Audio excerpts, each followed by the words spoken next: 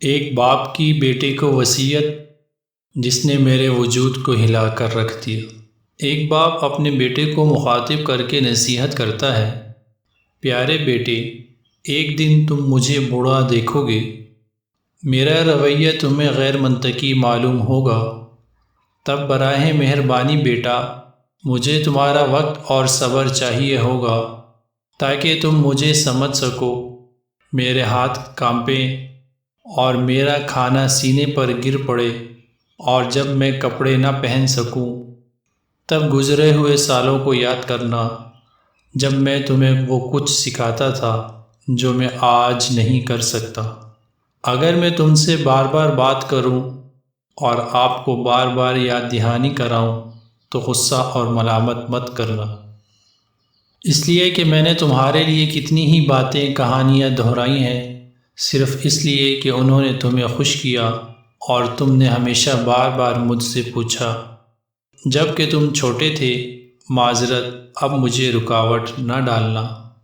اگر میں اب خوبصورت نہیں ہوں یا مجھ سے تمہیں خوشبو نہیں آتی تو مجھ پر الزام مت عائد کرنا، اور یاد رکھنا جب میں جوان تھا تو میں نے آپ کو خوبصورت اور خوشبودار بنانے کی بہت کوششیں کی۔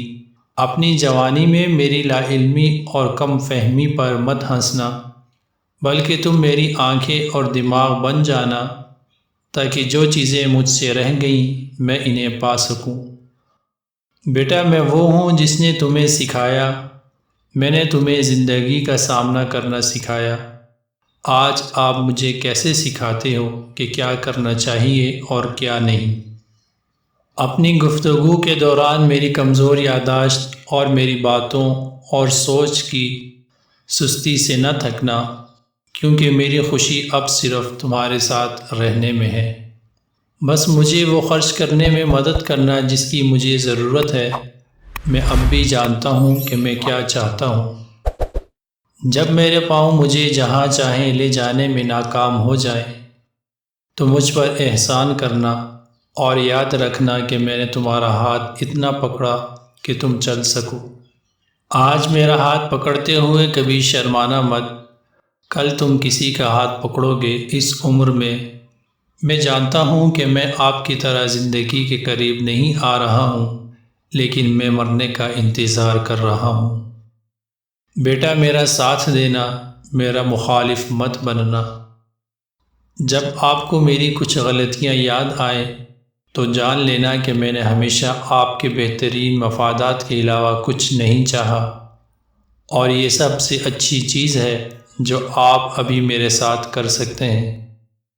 میری لغزشوں کو معاف کرنے کے لیے اور میری خطاؤں پر پردہ ڈالنے کے لیے خدا تمہیں معاف کرے اور تمہیں چھوڑ دے۔ بیٹا آپ کی ہنسی اور مسکراہٹ اب بھی مجھے اسی طرح خوش کرتی ہے جیسے جب میں جوان تھا۔ مجھے اپنی صحبت سے محروم نہ کرنا۔